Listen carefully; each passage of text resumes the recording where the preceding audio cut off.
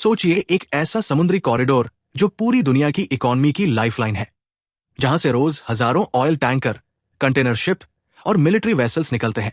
ये जगह कोई और नहीं बल्कि स्ट्रेट ऑफ हॉर्मज है, जो पर्शियन गल्फ को अरेबियन सी से जोड़ता है। दुनिया के करीब 20% तेल का कारोबार यहीं से होता है।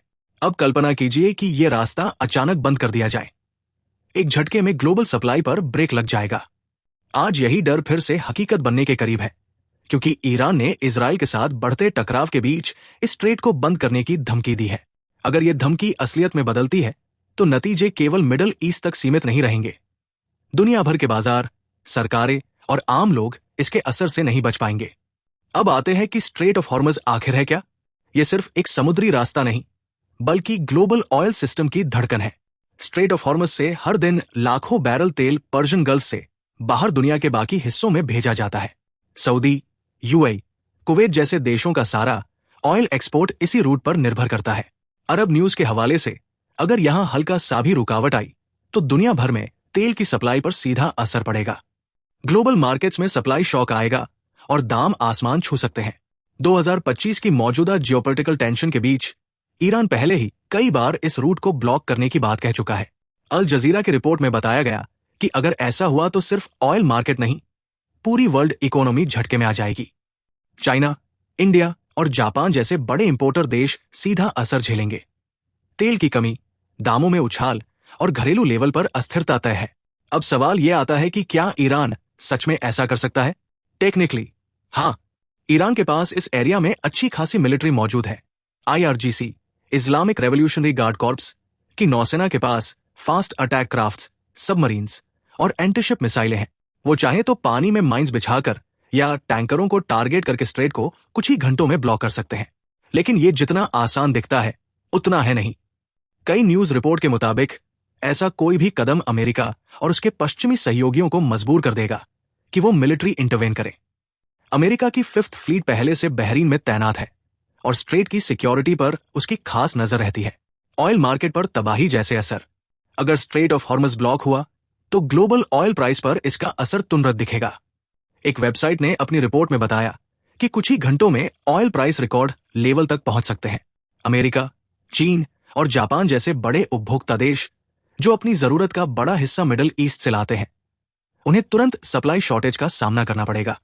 आइए, इंटरनेशनल एनर्जी एजेंसी जैसी एजेंसियां शायद शॉर्ट टर्म के लिए मदद करें, लेकिन दूसरे न्यूज वेबसाइट की रिपोर्ट कहती है कि अगर यह संकट लंबा चला तो क्रूड ऑयल की कीमतें 2-3 गुना तक बढ़ सकती है।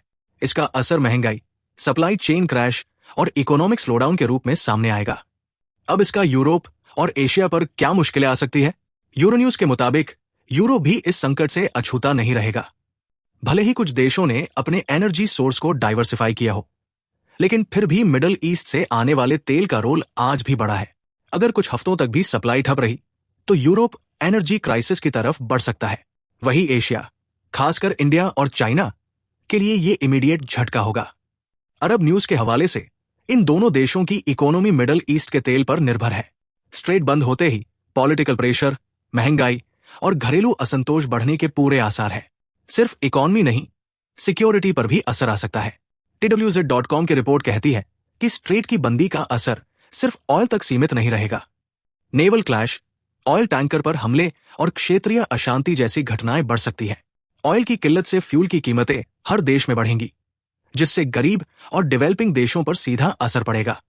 बेरोजगारी, महंगाई और पब्लिक प्रोटेस्ट जैसी समस्याएं जन्म लेंगी। इसके अलावा शिपिंग में देरी से जरूरी सामान, दवाइयां, फूड, कच्चा माल की डिलीवरी में रुकावट आएगी, जिससे इंटरनेशनल ट्रेड रिलेशन भी खराब हो सकते हैं। अमेरिका और सहयोगियों की संभावित कार्रवाई, अगर ईरान ऐसा कोई कदम उठाता है तो अमेरिका और नाटो जैसे संगठनों की मिलिट्री प्रतिक्रिया लगभग तय है। अल जजीरा के मुताबिक अमेरिका इस क्षेत्र में अपनी मिलिट्री मौजूदगी का इस्तेमाल करेगा ताकि नेविगेशन खुला रहे। बहरीन में स्थित 5th फ्लीट और एयरक्राफ्ट कैरियर्स को स्ट्रेट में भेजा जा सकता है। साथ ही इंटरनेशनल डिप्लोमेसी एक्टिव होगी ताकि तनाव को कम किया जा सके। लेकिन अमेरिका और ईरान के बीच रिश्ते पहले से ही तनावपूर्ण है और स्ट्रेट की बंदी इस आग में घी का काम कर सकती है, खासकर अगर रूस और चीन भी इस डायनामिक्स में शामिल हो गए। अब सवाल यह आता है कि क्या ईरान झेल पाएगा इतना बड़ा नुकसान?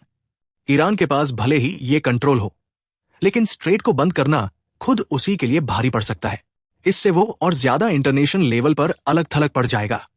अमेरिका, यूरोपीय यूनियन और बाकी तेल निर्भर देश उस पर नए सिरे से कड़े प्रतिबंध लगा सकते हैं। साथ ही उसके पड़ोसी देश जैसे सऊदी अरब और यूएई से भी रिश्ते बिगड़ सकते हैं। इस वक्त ईरान की इकॉनमी पहले से ही दबाव में है। अमेरिकी सैंक्शंस, करेंसी क्रैश और लोकल प्रोटेस्ट जैसी दिक्कतें चल रही है। ऐसे में स्ट्रेट को बंद करना एक ऐसा दाव होगा जो उल्टा भी पड़ सकता है। अंत में हम ये कह सकते हैं कि स्ट्रेट ऑफ हॉर्मस पर कंट्रोल रखते हुए ईरान एक तरह से पूरी दुनिया की एनर्जी नर्व को दबा सकता है। लेकिन एक्सपर्ट्स मानते हैं कि इस कदम के नतीजे न सिर्फ ग्लोबल लेवल पर तबाही लाएंगे, बल्कि खुद ईरान के लिए भी खतरनाक साबित हो सकते हैं। क्या तेहरान इस कदर आगे बढ़ेगा या ये सिर्फ पॉलिटिकल प्रेशर बनाने की स्ट्रैटेजी है? ये आने वाले हफ्तों में साफ हो जाएगा, खासकर जैसे जैसे ईरान और इजराइल के बीच टकराव नई ऊंचाइयों को छूता है।